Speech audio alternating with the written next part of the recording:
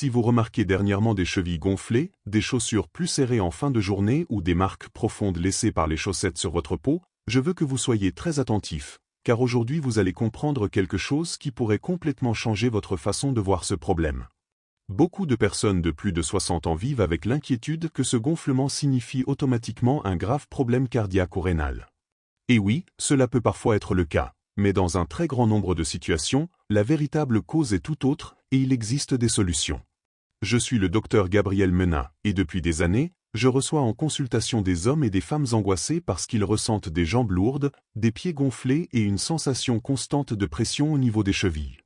Beaucoup ont déjà passé des examens, des analyses, des électrocardiogrammes et différents contrôles médicaux.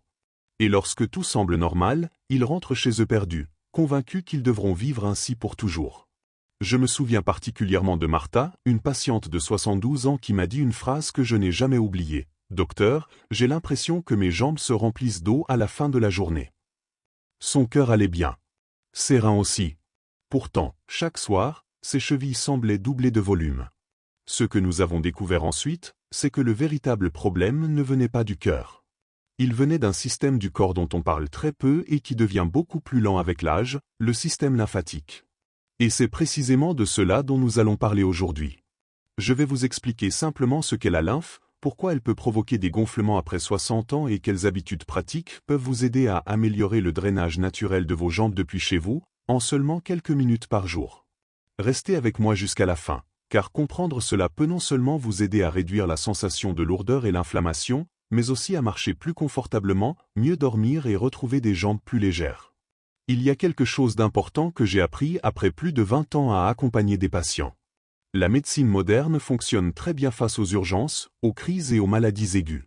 Mais lorsqu'une personne souffre de symptômes persistants qui diminuent sa qualité de vie sans représenter un danger immédiat, ces problèmes sont souvent minimisés.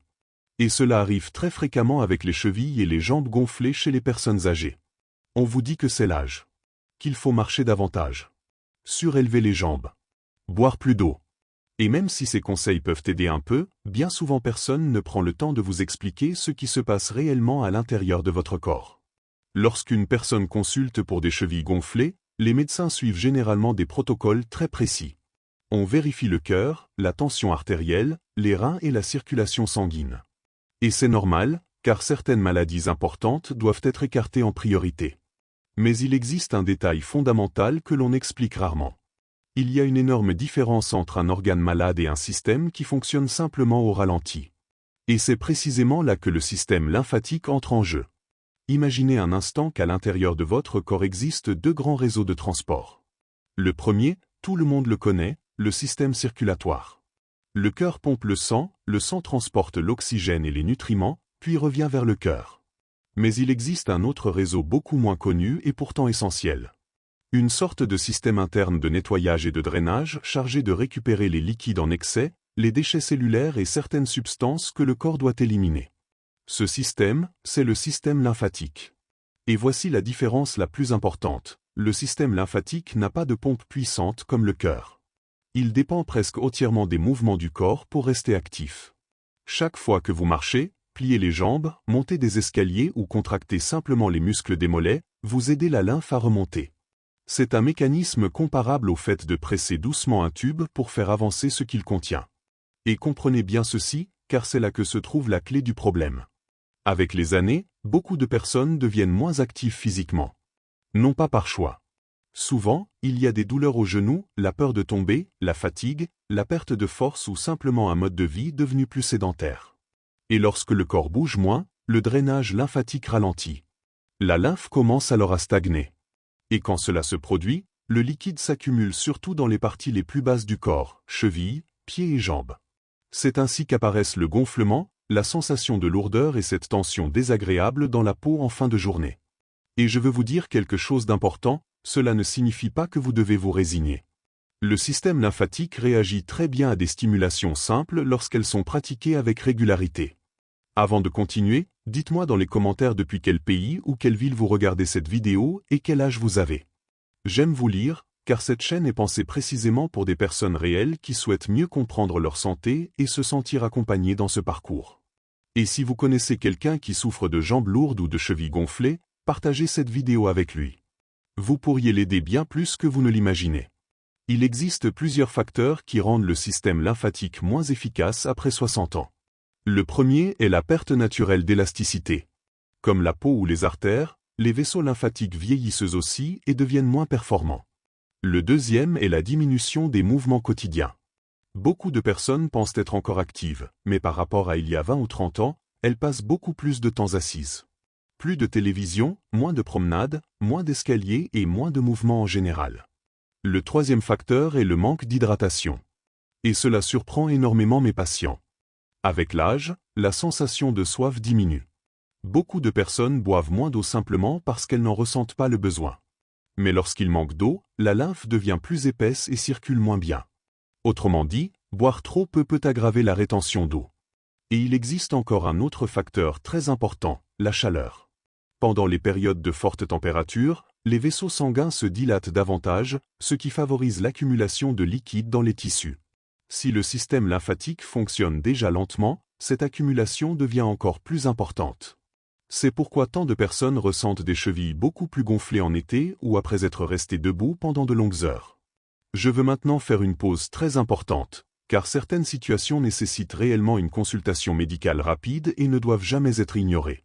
Si le gonflement apparaît soudainement, surtout dans une seule jambe, il faut consulter rapidement, car cela peut indiquer un problème vasculaire sérieux. Si vous ressentez également un essoufflement, des douleurs thoraciques, des palpitations ou une sensation de manque d'air, une évaluation médicale urgente est nécessaire. Il faut aussi consulter si la peau est rouge, chaude ou accompagnée de fièvre, car une infection peut être présente. Et si le fait de surélever les jambes n'apporte aucune amélioration après un certain temps, cela mérite également un avis médical. Mais lorsque le gonflement touche les deux jambes, s'aggrave en fin de journée, s'améliore partiellement au repos et que les examens cardiaques et rénaux sont normaux, il s'agit très souvent d'un phénomène fréquent après 60 ans, la stagnation lymphatique. En termes simples, cela signifie que le liquide qui devrait circuler et être éliminé correctement reste accumulé plus longtemps que nécessaire. Et la bonne nouvelle, c'est que ce problème peut énormément s'améliorer lorsque vous comprenez comment aider votre corps de la bonne manière. Ne sous-estimez jamais la simplicité. En médecine, les solutions les plus efficaces ne sont pas toujours les plus coûteuses ni les plus compliquées. Ce qui compte réellement, c'est de donner au corps le bon stimulus avec régularité. Cette méthode repose sur 3 piliers fondamentaux qui aident le système lymphatique à mieux fonctionner: la posture, le mouvement et la respiration consciente. Lorsque ces 3 éléments sont associés, l'effet sur la circulation lymphatique devient beaucoup plus complet. J'appelle cela le protocole matinal d'activation lymphatique. Et le meilleur dans tout ça, c'est que vous pouvez le faire avant même de sortir du lit. Vous n'avez besoin ni d'appareils, ni de vêtements spéciaux, ni d'exercices épuisants. Imaginez les premières minutes de votre matinée comme une opportunité de réveiller le système naturel de drainage de votre corps. La première étape est très simple, surélever les jambes. Avant de vous lever, placez 1 ou 2 coussins sous vos mollets et vos chevilles. L'objectif est que vos jambes soient légèrement au-dessus du niveau du cœur. Pourquoi cela est-il? Parce que vous utilisez la gravité à votre avantage. Pendant des heures, surtout si vous restez longtemps assis ou debout, une partie du liquide s'accumule dans le bas des jambes. En les surélevant, vous facilitez le retour de ce liquide vers des zones où le corps peut mieux le gérer. Pas besoin d'exagérer la hauteur. Une position confortable et détendue suffit. Restez ainsi environ 1 minute en respirant calmement. Cela peut sembler trop simple, mais j'ai vu des personnes ressentir un véritable soulagement simplement en adoptant cette petite habitude. Je me souviens de Ricardo, un patient de 68 ans qui avait travaillé pendant des décennies comme chauffeur de bus. Il passait d'innombrables heures assis. Chaque soir, il me disait que ses jambes étaient lourdes comme du béton. Lorsqu'il a commencé cette routine chaque matin, accompagné de quelques petits changements quotidiens, il m'a dit quelque chose de très intéressant. « Docteur, je sens mes jambes plus légères dès le matin et je termine mes journées moins fatigué. » Après la surélévation vient la deuxième étape, activer la pompe musculaire des mollets. Et là, quelque chose de fascinant se produit. Les muscles des jambes agissent comme une véritable pompe naturelle pour la lymphe et le sang veineux. Chaque contraction aide à faire remonter les liquides. Les jambes toujours légèrement surélevées, bougez lentement vos pieds vers l'avant puis vers l'arrière. Ramenez les pointes vers vous, puis poussez-les doucement vers le bas. Faites ce mouvement lentement, sans tension, dans un rythme confortable. Cet exercice active particulièrement les muscles des mollets, essentiel au retour veineux et lymphatique. De nombreux kinésithérapeutes considèrent ce mouvement comme l'un des exercices les plus simples et les plus utiles pour améliorer la circulation chez les personnes sédentaires ou sujettes au gonflement. Continuez pendant environ 1 minute. Ajoutez ensuite de petits cercles avec les chevilles. D'abord dans un sens, puis dans l'autre. Cela aide à mobiliser les structures autour de la cheville et favorise le drainage des liquides accumulés. Et maintenant, nous arrivons à une partie que beaucoup de personnes n'attendent pas et qui pourtant peut faire une énorme différence, la respiration. Oui, bien respirer influence aussi le système lymphatique. Lorsque vous respirez profondément avec l'abdomen, le diaphragme monte et descend comme une pompe interne qui aide au déplacement de la lymphe.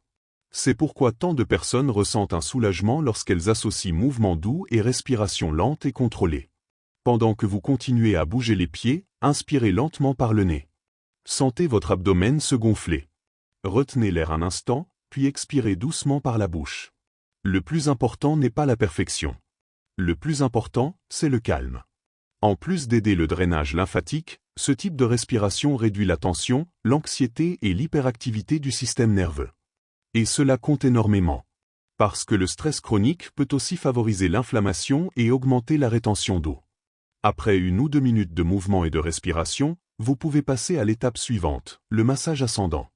Asseyez-vous doucement au bord du lit et utilisez vos 2 mains pour glisser délicatement des pieds vers le haut. Des orteils vers les chevilles. Des chevilles vers les mollets. Et des mollets vers les genoux. Toujours vers le haut.